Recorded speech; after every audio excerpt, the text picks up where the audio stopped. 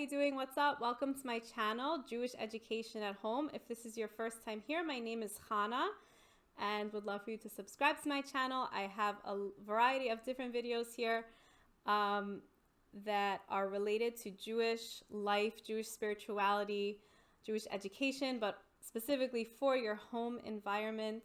I have a whole bunch of different videos about homeschooling and would invite you to check those out, and I'll link a few of them below. This video is for you homeschoolers, you who are new to homeschooling, and even if you're not new to homeschooling, I hope you can gain something from this video. And we'll be talking all about creating a unit study and some tips that I have for you about making a unit study for the first time.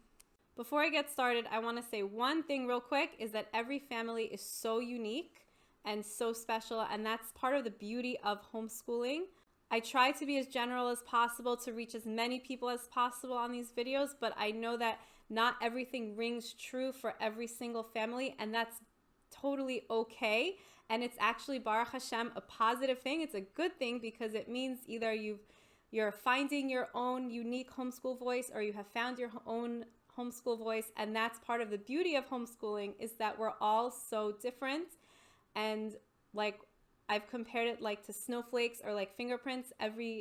There's no two families or fingerprints or snowflakes that are the same. And it's the same thing for homeschooling.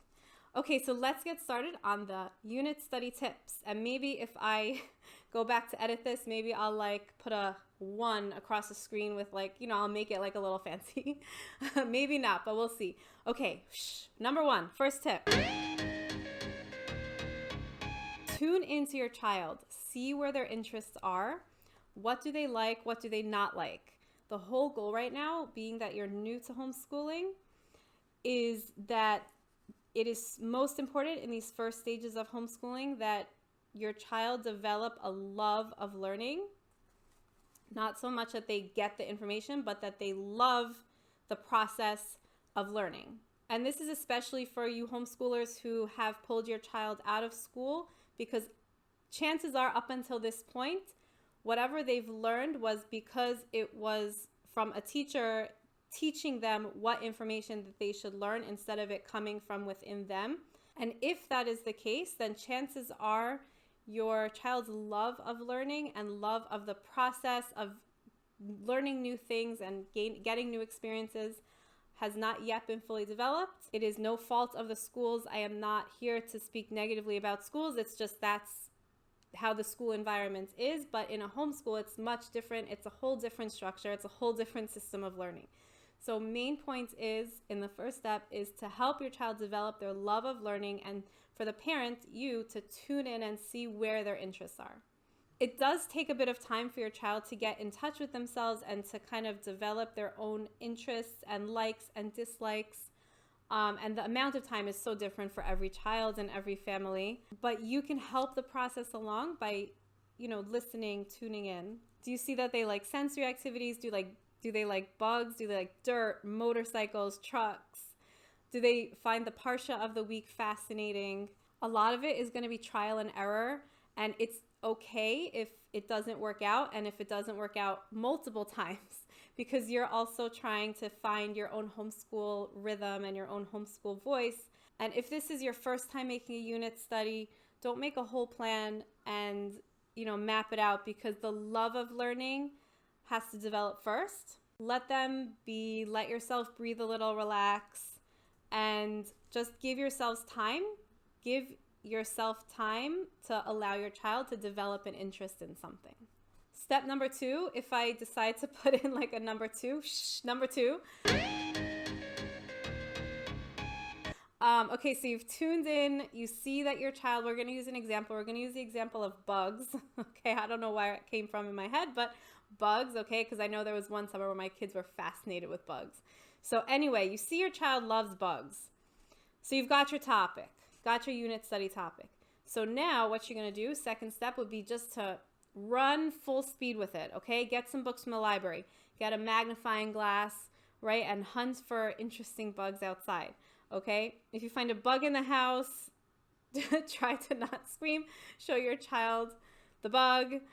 You could either squish it together, or you could gently lovingly put it outside. Find the bug that you found in a book and learn all different things about that bug.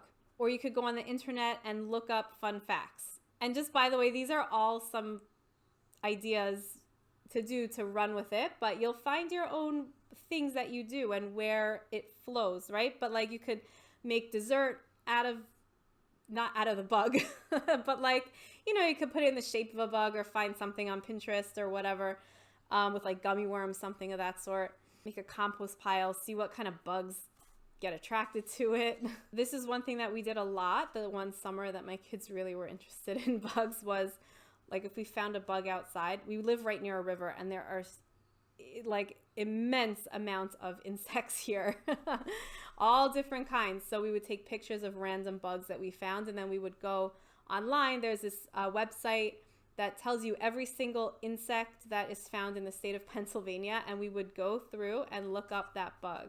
And for me, it was kind of gross, but it was actually pretty interesting. It's pretty interesting to learn about the bugs. I mean, I'm just using bugs as an example, but hopefully this will give you an idea for ways to run with the topic that you choose. Trips are very important, okay? There's some kind of insectarium in Philadelphia. I never went there, but I've heard about it. I know it exists. So like, find somewhere to go with that topic in mind. Basically, just go full speed, like get crickets or an ant farm for the house or something. It's kind of gross. Oh my gosh, I wouldn't do that. I don't know, maybe I would. But if it helps your child love learning, that's it. That's the goal. You want your child to love learning first. And whatever it takes, go for it. Just go full speed. Sometimes it's hard to think like how you can add Judaism to a unit study, because I know for us, a lot of our topics aren't related to like the Parsha or, anything Jewish specifically. But whatever the topic is, it's about Hashem's world. And there is always a way to talk about Hashem's world in any unit study. So if you're thinking about where to begin, I'll tell you one place where you can begin.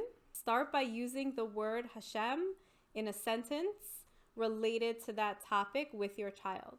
Even if it's like just a sentence with your child, one sentence like, oh wow, Hashem, thank you so much for putting this centipede in our house so that we can see more of your creatures.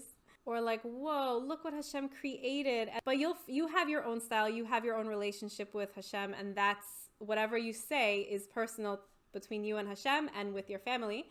But whatever you say, whatever sentence you use the word Hashem, add some spirituality to it. And then if you feel like your child is ready and you're comfortable, you can add in, do you want to learn the Parsha of the week where Hashem talks about where he created bugs? And especially if your unit study is about something in nature, you can always relate it to Parshas Bereshis, to the creation story. Everything is from Hashem, so you can always relate something back to Hashem, and you'll find your way, you'll find your voice and how you can add Judaism to it, because it is your relationship with Hashem, and it kind of comes out naturally as you're having conversation with your child or as you're learning about something. Buying a notebook or a journal of some sort. I mean, we get ours at the dollar store. It doesn't have to cost a lot, right? But journaling at night or in the day, whichever works for you, I find so helpful for a unit study. You don't need to even prepare anything for a unit study journal. You don't even have to tell them it's a unit study journal. Because sometimes kids get turned off if it smells even remotely of formal learning or formal education. Not all kids, but some kids. It's something you can just think of off the top of your head right then and there. Like, what skills do you want them to learn? Ask yourself, do you want them to do math? Do you want them to do spelling, handwriting, whatever it is. So these are just some examples. And again, this is all trial and error, and it's what comes to your mind and how you do it. But like, write the word salmon fly, right? They could trace the word salmon fly. You could write it in in dots and have them trace it. and then have them draw a picture of it to make it a little bit more fun. Count the letters in the word salmon fly, so you'll get a mixture of counting and spelling and reading kind of thing. You could make up fun word problems with it, like math problems. Okay, like draw a centipede and say, this centipede has 15 legs, and you squish it and it loses 5 legs. So how many legs will it have left? So, oh my gosh, that is such a bad example. That's really gross. But some kids really connect to these kinds of things, right? And they learn best when they're interested, when it's interesting for them. And then you can actually look up how many legs centipedes really have, right? The sky is the limit with a unit study. There's no end. Like there's no end to where you can go and to how you can add education to a unit study in a fun way, in a way that they'll love it and love learning. Last tip I have for you is probably not something unit study-y, or maybe it is. I don't know, but I'm going to say this. You don't have to stick with that topic, okay? Because there is so much to learn about the world. So this tip would be just to feel free to veer off topic. You don't have to always redirect your child back to that one topic. If you're doing a unit study on bugs for, let's say, 4 days, right? You just started and you're starting to get into it, and then you see that your child is just not interested, right? And they're looking at the stars and they are really interested in the sky and outer space kind of stuff. Go for the outer space. You don't have to stick with one topic, and you can flow with it. Flow with your unit study, flow with your child, because I cannot stress enough how much the love of learning and the process of learning new things, okay, is so important. It's more important than the actual topic that you pick and sticking with the unit study. So typically, how long will a unit study usually last? A week, I don't know, 3 weeks, a month, 2 months or so. But I will tell you something different. I'm going to tell you however long your child is interested in it. If you're pushing something that they're just not into anymore, or if they're still interested in it and you're like, no, the 3 weeks are over. We got to go on to the next. Personally, I feel like it could stop the process of helping your child to love learning in this transition to homeschooling when you're new to it, and it might make homeschooling harder in the long run. But again, as I've said, every family is so different and operates so different. But I did want to share that tip with you because maybe it's something that someone needs to hear. So those are my 5 tips for a unit study for new homeschoolers. I love hearing how other people school it, how other people school it, right? How you do unit studies. If you have any other tips for new homeschoolers trying out a unit study for the first time, what will be your tips? Like, share with each other, right? Support each other. So make sure to comment below, and I will see you in the next video. I try to post twice a week, Mondays and Wednesdays. Okay, take care. Bye-bye.